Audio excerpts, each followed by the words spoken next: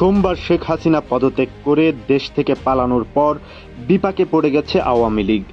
সামরিক হেলিকপ্টারে করে ভারতের উদ্দেশ্যে বোন শেখ রেহানাকে নিয়ে শেখ হাসিনা পালিয়ে গেলেও আওয়ামী সময়ে ক্ষমতায় থাকা মন্ত্রী এমপিরা আছেন বেশ বিপদেই। জানা গেছে অনেকে সুযোগ বুঝে বিদেশে পালিয়ে গেলেও বহু জ্যেষ্ঠ ও প্রতাপশালী মন্ত্রী এমপি ও অসংখ্য নেতাকর্মী আটকা পড়ে গা ঢাকা দিয়েছেন। এসব মন্ত্রী এমপিরা আশ্রয় চেয়েছেন বিভিন্ন দেশের দূতাবাসে। যমুনা রেফ্রিজারেটর, খাবার ফ্রেশ তো লাইফ জম্পেশ। সূত্র মতে গত শনিবার বিকাল থেকেই কোনো খোঁজ পাওয়া যায়নি আওয়ামী লীগের সাধারণ সম্পাদক ওবায়দুল কাদেরের। সেদিন ধানমন্ডিতে আওয়ামী লীগ সভাপতির রাজনৈতিক কার্যালয়ে আয়োজিত এক সংবাদ সম্মেলনে শেষবার তাকে দেখা গেছে। একটি সূত্র বলছে রবিবার রাতেই বিদেশে পালিয়েছেন আওয়ামী লীগ সাধারণ সম্পাদক, বর্তমানে সিঙ্গাপুর আছেন তিনি।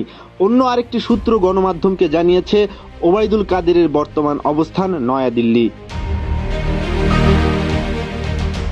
বিভিন্ন গণমাধ্যম বলছে গতকাল সোমবার ভোর থেকেই প্রভাবশালী মন্ত্রী এমপিদের অনেকের সাথেই যোগাযোগ করা যাচ্ছিল না। জানা গেছে স্বরাষ্ট্রমন্ত্রী আসাদুজ্জামান খান কামাল, আইনমন্ত্রী আনিসুল হক অজ্ঞাত স্থানে চলে গিয়েছেন। এদিকে হাসিনার ক্ষমতাধর উপদেষ্টা সালমান এফ রহমান, অর্থমন্ত্রী মাহমুদ আলী, বস্ত্র ও পাট মন্ত্রী গোলাম দস্তগীর গাজী ও ঢাকা দক্ষিণ সিটি কর্পোরেশনের মেয়র শেখ ফজলে নূর তাপসেরও বিমানযোগে দেশ ছাড়ার কথা জানা গেছে। তবে এদের কে কোথায় গেছেন তা জানা যায়নি এখনো। হাসিনা সরকারের প্রভাবশালী মন্ত্রী হাসান মাহমুদের পরিবারের সদস্যদের দেশ ত্যাগের খবর পাওয়া গেছে।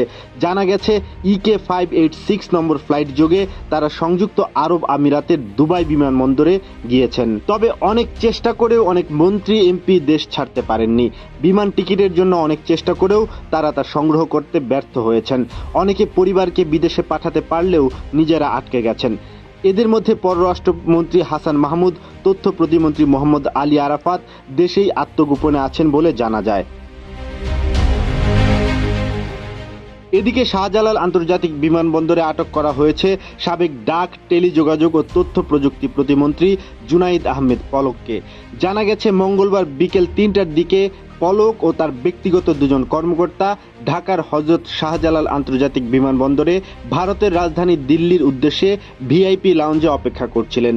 এ সময় বিমানবন্দরের কর্মচারীরা তাকে সেখানে আটকে রাখেন।